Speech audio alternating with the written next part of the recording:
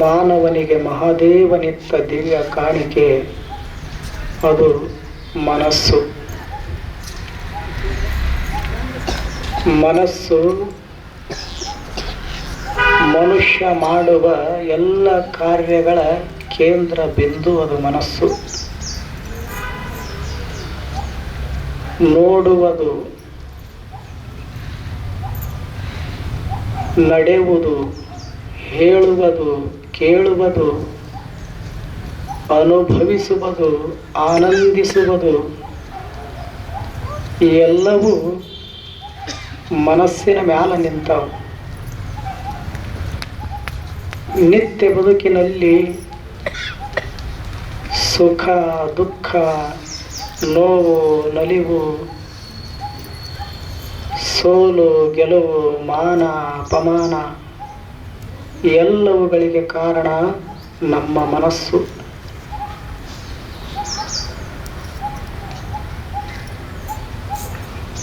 ಮನಸ್ಸು ಮಹಾದೇವನನ್ನ ದರ್ಶಿಸುವಂತಹ ಶ್ರೇಷ್ಠ ಸಾಧನ ವಸ್ತು. ಅದು ಮನಸ್ಸು. ಅಂತಹ ಮನಸ್ಸನ್ನು ಯಾರು ಸರಿಯಾಗಿ ಬಳಸ್ಕೋತಾರ, ಯಾರು ಅದನ್ನು ಸುಸ್ಥಿರಗೊಳಿಸ್ತಾರ, ಅವರು ಶಿವಪಥದಲ್ಲಿ ಕ್ರಮಿಸಿ ಶಿವ ಸಾಕ್ಷಾತ್ಕಾರವನ್ನು ಪಡಿತಾರೆ. ಯಾರು ಮನಸ್ಸಿನ ಕೈಯೊಳಗ ತಮ್ಮ ಬುದ್ಧಿಯನ್ನು ಕೊಟ್ಟು ಮನಸ್ಸನ್ನು ನಿಯಂತ್ರಿಸದೆ, ಮನಸ್ಸನ್ನು ಶಿವನಾಮ ಸ್ಮರಣೆಯ ನೆನಹಿನಲ್ಲಿ ಬಂಧಿಸದೆ, ಯಾರು ವಿಷಯಾದಿಗಳ ಹಿಂದೆ ಹರಿದು ಹೋಗ್ತಾರ, ಅವರು ಭವಪಥದತ್ತ ಮುಖ ಮಾಡ್ತಾರೆ. ಅವರಿಗೆ ಪರಮಾನಂದ, ಪರಮ ಸಂತೋಷ, ಪರಮ ಸಂತೃಪ್ತಿ ಅನ್ನುವಂಥದ್ದು ಬದುಕಿನೊಳಗೆ ಎಂದೂ ನೆಲೆಗೊಳ್ಳುವುದಿಲ್ಲ. ಆದ್ದರಿಂದ ಶರಣರು ಸಂತರು ಅಂತಹ ಅದ್ಭುತವಾಗಿರುವಂತಹ ಮನಸ್ಸನ್ನು ಅವರು ಸರಿಯಾಗಿ ಬಳಸಿದರು. ವಿಷಯಾದಿಗಳ ಹಿಂದೆ ಹರಿದು ಹೋಗುವಂತಹ ಮನಸ್ಸನ್ನು ನಿಲ್ಲಿಸುವಂಥ ಪ್ರಯತ್ನವನ್ನು ಮಾಡಿದರು. ಮನಸ್ಸಂದ್ರೆ ಹರಿಯು ನೀರಿದ್ದಂಗೆ. KRS ಡ್ಯಾಮ್ ನೋಡಿರಲ್ಲ, ನೀರು ಸುಖ ಸುಮ್ಮನೆ ಹರಿದು ಹೋಗುತ್ತಿತ್ತು. ಒಂದು ದಿವಸ ಹರಿಯು ನೀರಿನ ಮ್ಯಾಲ ವಿಶ್ವೇಶ್ವರಯ್ಯನವರ ದೃಷ್ಟಿ ಬಿತ್ತು. ಅವಾಗ ಅವರು ಅಂದರು, ಸುಖ ಸುಮ್ಮನೆ ನೀರು ವ್ಯರ್ಥವಾಗಿ ಹರಿದು ಹೋಗ್ತಾ ಇದೆ, ಅದಕ್ಕೆ ಒಂದಿಷ್ಟು ಡ್ಯಾಮ್ ಕಟ್ಟಿದ್ದೇವೆ ಅಂದ್ರೆ ನೀರೇನಾಗುತ್ತದೆ, ನಿಲ್ಲುತ್ತದೆ. ವ್ಯರ್ಥವಾಗಿ ಹರಿಯೋ ನೀರನ್ನು ನಿಲ್ಲಿಸುವಂಥ ಪ್ರಯತ್ನ ಮಾಡಿದ್ರು ವಿಶ್ವೇಶ್ವರಯ್ಯನವರು. ಆ ನಿಂತ ನೀರು ಇಂದೇನಾಗೈತಂದ್ರೆ ಸಾವಿರ ಸಾವಿರ ಎಕರೆ ಭೂಮಿ ಏನಾಗ್ಯದ, ಹಸಿರು ಹಾಸ್ಯದ, ಹಸಿರು ಹಾಸ್ಯದ. ಯಾಕೆ ಬೇಕು ಬಿಡು, ಹರಿವಲ್ದಾಕಂತ ಬಿಟ್ಟಿದ್ದೇವೆ ಅಂದ್ರೆ ಆ ಭಾಗ ಇಂದು ಹಸಿರು ವನಸಿರಿ ಆಗುತ್ತಿರಲಿಲ್ಲ. ಹಾಗೆ ಮನಸ್ಸನ್ನೋದು ಹರಿಯು ನೀರಿದ್ದಂಗೆ. ಈ ಹರಿಯೋ ಮನಸ್ಸನ್ನ ಭಗವಂತನ ನೆನಹಿನೊಳಗ ಒಂದಿಷ್ಟು ಸ್ಥಿರಗೊಳಿಸಿದೇವಿ ಅಂದ್ರೆ, ನಿಲ್ಲಿಸಿದೇವಿ ಅಂದ್ರೆ ನಮ್ಮ ಬದುಕು ಏನಾಗುತ್ತದಂತ ಕೇಳಿದ್ರೆ ಹಸಿರಾಗುತ್ತದ. ಬದುಕು ಹಸಿರಾಗುತ್ತದ.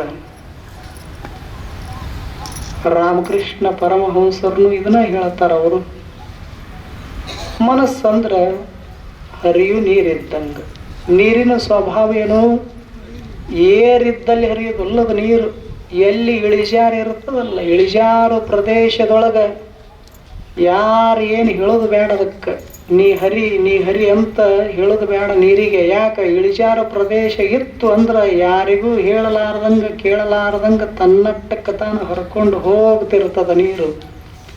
ಹಾಗೆ ಮನಸ್ಸನ್ನೋದು ವಿಷಯಾದಿಗಳು ಎಲ್ಲೆಲ್ಲಿ ತೋರಿ ಬರ್ತಾವು, ಕಾಣ ಬರ್ತಾವು, ಅಲ್ಲಿ ಹರಿಯುವುದೇ ಅದರ ಗುಣಧರ್ಮ, ಮನಸ್ಸಿನ ಗುಣಧರ್ಮ. ಇಂಥ ಮನಸ್ಸನ್ನ ಒಂದಿಷ್ಟು ನಿಲ್ಲಿಸಬೇಕಲ್ಲ ಮನುಷ್ಯ. ಮನಸ್ಸು ಎಲ್ಲಿವರೆಗೂ ನಿಲ್ಲುವುದಲ್ಲ ಅಲ್ಲಿವರೆಗೂ ಸುಖ, ಶಾಂತಿ, ನೆಮ್ಮದಿ ಅನ್ನುವಂಥದ್ದು ಬದುಕಿನೊಳಗೆ ನೆಲೆಗೊಳ್ಳುವುದಿಲ್ಲ. ಮತ್ತು ನಮ್ಮ ನಿತ್ಯ ಬದುಕಿನೊಳಗ ಸೌಖ್ಯ, ಸಂತೋಷ, ಸಂತೃಪ್ತಿ ಅನುಭವಕ್ಕೆ ಬರಬೇಕಾಗಿತ್ತು ಅಂದ್ರೆ ಏನು ಮಾಡೋದು? ಮನಸ್ಸನ್ನ ಒಂದಿಷ್ಟು ನಿಲ್ಲಿಸು ಪ್ರಯತ್ನ ಮಾಡಬೇಕು. ಯಾರು ಮನಸ್ಸು ನಿಲ್ಲಿಸ್ಯಾರ ಅವರು ಬಹಳ ದೊಡ್ಡವರಾಗ್ಯಾರ. ಯಾರಿಗೆ ನಿಲ್ಲಿಸೋದಾಗಿಲ್ಲ ಅವರು ಹೇಳ ಹೆಸರಿರಲಾರ್ದಂಗ ಹೋಗ್ಯಾರ ಜಗತ್ತಿನೊಳಗೆ. ಬುದ್ಧ ನಿಲ್ಲಿಸಿದ, ಮಹಾವೀರ ನಿಲ್ಲಿಸಿದ, ಬಸವಣ್ಣನವರು ನಿಲ್ಲಿಸಿದರು, ಅಲ್ಲಮ ಪ್ರಭುದೇವರು ನಿಲ್ಲಿಸಿದರು. ಆದ್ದರಿಂದ ಅವರು ಏನು ಶ್ರೇಷ್ಠ ಮಹಾನುಭಾವಿಗಳಾದರು. ರಾವಣ ನಿಲ್ಲಿಸಲಿಲ್ಲ, ದುರ್ಯೋಧನ ನಿಲ್ಲಿಸಲಿಲ್ಲ, ದುಶ್ಯಾಸನ ನಿಲ್ಲಿಸಲಿಲ್ಲ. ಅದು ಹೇಳಿದಂಗೆ ಕೇಳಿದ್ರು. ಇತಿಹಾಸದ ಪುಟ ತೆರೆದು ನೋಡಿದಾಗ ಯಾರು ಮನಸ್ಸನ್ನು ನಿಲ್ಲಿಸ್ಯಾರ ಅವ್ರ ಹೆಸರು ಉಳ್ದದ, ಯಾರು ನಿಲ್ಲಿಸಾಕ ಪ್ರಯತ್ನ ಮಾಡಿಲ್ಲ ಅವ್ರ ಹೆಸರು ಕಣ್ಮರೆಯಾಗಿ ಹೋಗೇ ಅದ. ಅದಕ್ಕೆ ಮನುಷ್ಯನೇ ಮನುಷ್ಯ ಅಂತ ಎದಕ್ಕೆ ಕರೀತಾರ? ಒಳಗೊಂದು ಮನಸ್ಸದಂತ ತಿಳ್ಕೊಂಡು ಮನುಷ್ಯ ಅಂತ ಕರೀತಾರ. ಮನಸ್ಸ ಇರದಿದ್ರೆ ಮನುಷ್ಯ ಅನ್ನಕ್ಕೆ ಬರುತ್ತಿರಲಿಲ್ಲ. ಒಳಗೊಂದು ಮನಸ್ಸದಲ್ಲ, ಅದು ಸಾಮಾನ್ಯವಾದುದಲ್ಲ. ಭಗವಂತನನ್ನ ದರ್ಶಿಸುವಂಥ ಶಕ್ತಿ, ಸಾಮರ್ಥ್ಯ ಹೊಂದ್ಯದ. ಅದನ್ನು ಒಂದಿಷ್ಟು ಸರಿಯಾಗಿ ಬಳಸೋದನ್ನು ಕಲಿಬೇಕು. ಹಾಗೆ ಬಳಸಿದವರೇ ಸಂತರು, ಶರಣರು, ಅನುಭಾವಿಗಳು, ಜ್ಞಾನಿಗಳು, ದಾರ್ಶನಿಕರು, ದಾಸರು. ಅದನ್ನು ಹೇಗೆ ಬಳಸಿದ್ರೆ ಯೋಗ್ಯ ಆಗ್ತದ, ಆ ಎಲ್ಲ ಪರಿಯನ್ನು ಅರಿತುಕೊಂಡು ಆ ಒಂದು ಮಾರ್ಗದೊಳಗ, ಪಥದೊಳಗೆ ಅವರು ನಿಲ್ಲಿಸುವಂಥ ಪ್ರಯತ್ನ ಮಾಡಿದರು. ಯಾಕೆ ಅದನ್ನು ನಿಲ್ಲಿಸಬೇಕು ಅಂತ ಕೇಳಿದ್ರೆ, ರೂಪದಿಂದ ಹರಿದು ಹೋಗ್ತದ, ಶಬ್ದದಿಂದ ಹರಿದು ಹೋಗ್ತದ, ರಸದಿಂದ ಬೆನ್ನು ಹತ್ತಿ ಹೋಗ್ತದ, ವಾಸನೆಯಿಂದ ತಿರುಗಾಡ್ತದ, ಒಂದು ಕಡೆಗೆ ನಿಲ್ಲುವುದಲ್ಲದು. ಆ ಬಳಿಕ ಏನು ನೋಡ್ತದ, ನೋಡಿದ್ದನ್ನೆಲ್ಲ ಬೇಕು ಬೇಕು ಬೇಕು ಅಂತ ಬಯಸ್ತದ. ನಮಗ ಎರಡು ಕಣ್ಣದಾವು, ಎರಡು ಕಣ್ಣಿನಿಂದ ನೋಡಿದ್ದನ ಏನು ಈಡೇರಿಸಾಕಾಗೋದಿಲ್ಲ ಆಸೆಗಳನ್ನು. ಆದ್ರೆ ಮನಸ್ಸಿಗೆ ಒಬ್ಬ ಆಂಗ್ಲ ಕವಿ ಹೇಳ್ತಾನ, ಮನುಷ್ಯನೇ ನಿನಗೆರಡು ಕಣ್ಣಿರಬಹುದು, ಆದ್ರೆ ನಿನ್ನೊಳಗೆ ಮನಸ್ಸು ಒಂದದಲ್ಲ, ಅದಕ್ಕೆ ಎರಡ ಕಣ್ಣಿಲ್ಲ. The mind has 1000 eyes. ಎಷ್ಟು ಚಲೋ ಹೇಳ್ತಾನ. ಮನಸ್ಸಿಗೆ 1000 ಕಣ್ಣದಾವು. ಎಟ್ಟದಾವು? 1000 ಕಣ್ಣದಾವು. ಎರಡು ಕಣ್ಣಿನಿಂದ ಏನು ನೋಡುತ್ತೇವೆ ಅದನ್ನ ಏನು ಈಡೇರಿಸುವುದಕ್ಕಾಗಿ ಆಗುವುದಿಲ್ಲ. ಅಂದ ಬಳಿಕ ಮತ್ತು 1000 ಕಣ್ಣಿನಿಂದ ಮನಸ್ಸು ನೋಡಿತು ಈ ಜಗತ್ತಿನ ಸುಂದರ ವಸ್ತುಗಳನ್ನಂದ್ರೆ ನೋಡಿದ್ದನ್ನು ಬಿಡುವುದಿಲ್ಲದು. ಎಲ್ಲವೂ ನನಗೆ ಇರಲಿ ಅಂತ ಅನುಭವಿಸಿ ಆನಂದ ಪಡಿಬೇಕಂತ ಹೋಗುತ್ತದ. ಒಂದು ಸಿಕ್ಕಾಗ ಆನಂದ ಪಡ್ತದ, ಇಲ್ಲಂತಲ್ಲ, ಅಲ್ಲಿಗೆ ಮುಗಿತಂತಿಲ್ಲ. ಮತ್ತೇನು ಮಾಡ್ತದ? ಮತ್ತೊಂದು ಸುಂದರವಾದ ವಸ್ತು ಖಂಡಿತ ಮತ್ತೆ ಬಯಸ್ತದ. ಈಗ ಹುಡುಗರು ಇರ್ತಾರಲ್ಲ, ಸಣ್ಣ ಹುಡುಗರನ್ನ ಮೊನ್ನೆ ಜಾತ್ರೆ ಕರ್ಕೊಂಡು ಹೋಗಿ ಸಿದ್ದೇಶ್ವರ ಜಾತ್ರೆಗೆ. ನಿಮ್ಮ ಮೂಲ ಧ್ಯೇಯ ಏನು, ಉದ್ದೇಶ ಏನು? ಮಕ್ಕಳಿಗೆ ಜಾತ್ರೆ ಕರ್ಕೊಂಡು ಹೋಗೋದು. ಹೋಗಿ ಏನು ಮಾಡೋದು? ಸಿದ್ದೇಶ್ವರ ಏನು ದರ್ಶನವನ್ನು ಮಾಡಿಸೋದು. ಒಂದಿಷ್ಟು ನಿಮ್ಮ ಅಂತರಂಗದಲ್ಲಿ ತುಂಬಿರುವ ಭಕ್ತಿ ಶ್ರದ್ಧೆಯನ್ನು ಅರ್ಪಿಸೋದು. ಆ ಬಳಿಕ ಒಂದಿಷ್ಟು ಸಂತೋಷಪಟ್ಟು ಒಂದಿಷ್ಟು ದೇವಸ್ಥಾನದೊಳಗೆ ಕೂತು ಒಂದು 5-10 ನಿಮಿಷ ಕಣ್ಣು ಮುಚ್ಚಿ ಧ್ಯಾನ ಮಾಡಿ ಆನಂದ ಪಟ್ಟು ಬರಬೇಕಂತ ಮಕ್ಕಳಿಗೆ ಕರ್ಕೊಂಡು ಹೋಗುತ್ತಿರ್ತೀವಿ. ಆದ್ರೆ ಏನು ಮಾಡೋದು, ಹೋಗೋ ಹಾದಿಯೊಳಗೆ ಎಡಕ ಬಲಕ ಆಕರ್ಷಣೀಯ ವಸ್ತುಗಳಿಂದ ತುಂಬಿರುವಂಥ ಅಂಗಡಿಗಳಿರ್ತಾವೆ. ಆವಾಗ ನಿಮ್ಮ ಹುಡುಗನಿಗೇನು ಕರ್ಕೊಂಡು ಹೊರಟಿರ್ತೀರಲ್ಲ, ಹೋಗೋದು ಅದಕ್ಕೆ ಸಿದ್ದೇಶ್ವರನ ದರ್ಶನಕ್ಕೆ. ಅದು ದರ್ಶನ ಮಾಡಕ್ಕೆ ಬಿಡ್ತದನ ಹುಡುಗ? ಯಾವಾಗ ಎಡಕಿನ ಅಂಗಡಿ ಒಳಗೆ ಒಂದು ಸುಂದರವಾದ ವಸ್ತು ಕಂಡಿತೋ, ಇದು ನನಗೆ ಬೇಕಂತದ. ಮತ್ತು ವರ್ಷಕ್ಕೊಂದು ಸರ್ತಿ ಜಾತ್ರೆ ಬಂದದ, ಬೇಡತದ ಬಿಡು ಪಾಪ ಅಂತ ತಿಳ್ಕೊಂಡು ನೀವು ಕೊಡಿಸ್ತೀರಿ. ಅಟ್ಕ ಸುಮ್ಮನೆ ಆಗ್ತದನ? ತಣ್ಣಗಿರ್ತದನ? ಇರೋದಿಲ್ಲ. 10 ಹೆಜ್ಜೆ ಮುಂದೆ ಹೋಗಿರ್ತೀರಿ ಕರ್ಕೊಂಡು, ಮತ್ತೆ ಬಲಕಿನ ಅಂಗಡಿ ಮೇಲೆ ದೃಷ್ಟಿ ಬೀಳ್ತದ, ಅಲ್ಲೊಂದು ಸುಂದರವಾದ ವಸ್ತು ಕಾಣಿಸ್ತದ. ಮತ್ತು ತಾಯಿಗೆ ಹೇಳ್ತದ, ಮಗು ಇದು ನನಗೆ ಬೇಕು ಅಂತ. ಆಕರ್ಷಣೀಯ ವಸ್ತುಗಳು ಮಗುವಿನ ಮನಸ್ಸನ್ನ ಆಕರ್ಷಣೆ ಮಾಡ್ತಿರ್ತಾವು. ಎಲ್ಲಿ ಹೋಗಬೇಕಾಗಿತ್ತು ಅಲ್ಲಿಗೆ ಹೋಗೋದನ್ನ ಮರೆಸ್ತಾವು ವಸ್ತುಗಳು. ಅದು ಬೇಕು ಇದು ಬೇಕು ಅಂತ ಮಗು ಹಠ ಮಾಡ್ತಿರ್ತದ.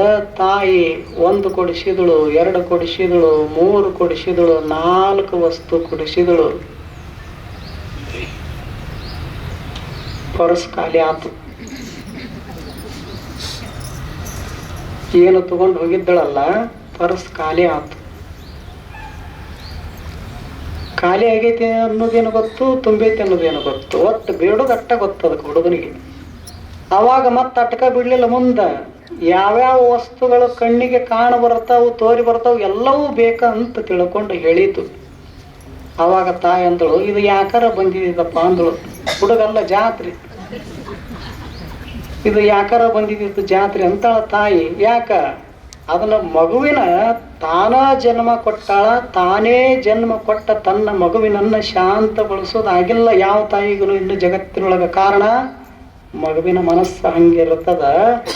ಹಾಗೆ ನಾವು ಶಿವಪಥದೊಳಗೆ ಕ್ರಮಿಸಬೇಕಾಗಿತ್ತು ಅಂದ್ರ ಆಕರ್ಷಣೀಯ ವಸ್ತುಗಳು. ಒಮ್ಮೆ ಶಬ್ದ ಅಂತದ, ಎಲ್ಲಿ ಹೋಗಿ ಏನು ಮಾಡಾವದಿದಿ, ನನ್ನಟ್ಟು ಸುಖ ನಿನಗೆ ಶಿವಪಥದೊಳಗೆ ಸಿಗೋದಿಲ್ಲ. ಅದಕ್ಕೊಂದಿಷ್ಟು ಕೇಳುವಂಥದ ಶಬ್ದ. ರೂಪ ನನ್ನೊಂದಿಷ್ಟು ನೋಡು, ರಸ ನನ್ನೊಂದಿಷ್ಟು ಅನುಭವಿಸು, ಸ್ಪರ್ಶ ಸುಖ ನನ್ನೊಂದಿಷ್ಟು ಮುಟ್ಟು, ವಾಸನೆ ನನ್ನೊಂದಿಷ್ಟು ಗ್ರಹಿಸು ಅಂತ ಅವು ಏನು ಮಾಡ್ತಾವಂತ ಕೇಳಿದ್ರೆ ಕೈ ಮಾಡಿ ಕರಿತಿರ್ತಾವು. ಯಾರು ಕರೆದ ತಕ್ಷಣದೊಳಗೆ ಹೋಗ್ಯಾರ, ಇನ್ನೂ ಬಂದಿಲ್ಲ ಅವ್ರು.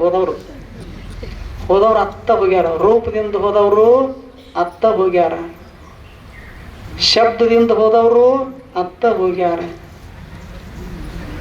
ಅದಕ್ಕೆ ಇದು ಮನಸ್ಸ. ಅದಕ್ಕೆ ಆಂಗ್ಲ ಕವಿ ಹೇಳ್ತಾನ, ಇದಕ್ಕೆ 1000 ಕಣ್ಣದಾವು ಮನುಷ್ಯರೇ, 1 ಅಲ್ಲ 2 ಅಲ್ಲ 1000 ಕಣ್ಣದಾವು. ಎತ್ತ ನೋಡಿದಡತ್ತ ವಿಷಯಾದಿಗಳು ತುಂಬಿಕೊಂಡಾವು. ಮತ್ತು ಇಂಥ ಪ್ರಪಂಚದೊಳಗೆ ನೀನು ಶಿವಪಥವನ್ನು ಹಿಡ್ಕೊಂಡು ಶಿವನ ಸಾಕ್ಷಾತ್ಕಾರ ಮಾಡ್ಕೋತಿ ಅಂದ್ರೆ ಅದು ಸುಲಭದ ಮಾತಲ್ಲ. ಅದಕ್ಕೊಂದಿಷ್ಟು ನೀ ಏನು ಮಾಡ್ಬೇಕಂತ ಕೇಳಿದ್ರೆ ಅದಕ್ಕೊಂದು ರೂಢಿಗಲಿಸ್ಬೇಕು ಮನಸ್ಸಿಗೆ. ಏನು ರೂಢಿಗಲಿಸೋದು? ಒಂದಿಷ್ಟು ಶಿವನಾಮ ಸ್ಮರಣೆಯನ್ನು ಮಾಡಲಿಕ್ಕೆ ಹಚ್ಚೋದು. ಶಿವನಾಮ ಸ್ಮರಣೆಯನ್ನು ಒಂದಿಷ್ಟು ಮಾಡಲಿಕ್ಕೆ ಹಚ್ಚಬೇಕು. ಹೇಗೆ ಮಣ್ಣು ತಿನ್ನು ಹುಡುಗರಿಗೆ ಬಿಡಿಸ್ಬೇಕಾಗಿತ್ತಂದ್ರೆ ಹಣ್ಣ ಕೊಡಬೇಕಲ್ಲ, ಹಂಗೆ ವಿಷಯಾದಿಗಳ ಹಿಂದೆ ಹರಿದು ಹೋಗುವಂಥ ಮನಸ್ಸಿಗೆ ಶಿವನಾಮ ಸ್ಮರಣೆ, ಶಿವ ಧ್ಯಾನ, ಜಪ, ತಪ ಇವುಗಳನ್ನು ಮಾಡಲಿಕ್ಕೆ ಹಚ್ಚಿದೇವಿ ಅಂದ್ರೆ ಅದು ಏನು ಮಾಡ್ತದ? ಅತ್ತ ಹೋಗೋದನ್ನು ಮರೆತು ಬಿಡುತ್ತದ. ಎಷ್ಟು ಶಕ್ತಿ ಸಾಮರ್ಥ್ಯದ ಎಟ್ಟದು ಮನಸ್ಸನ್ನ ಕೆಡಿಸ್ತದ. ವಿಷಯಾದಿಗಳಲ್ಲಿ ಬಹಳಷ್ಟು ಶಕ್ತಿ ಸಾಮರ್ಥ್ಯ ಇರುತ್ತದೆ. ಅವು ಎಂತೆಂಥವ್ರನ್ನ ಸಹಿತ ಜಾರಿಸ್ತಾವು, ಒಯ್ದು ತಗ್ಗಿನೊಳಗೆ ಕೆಡುತ್ತಾವು.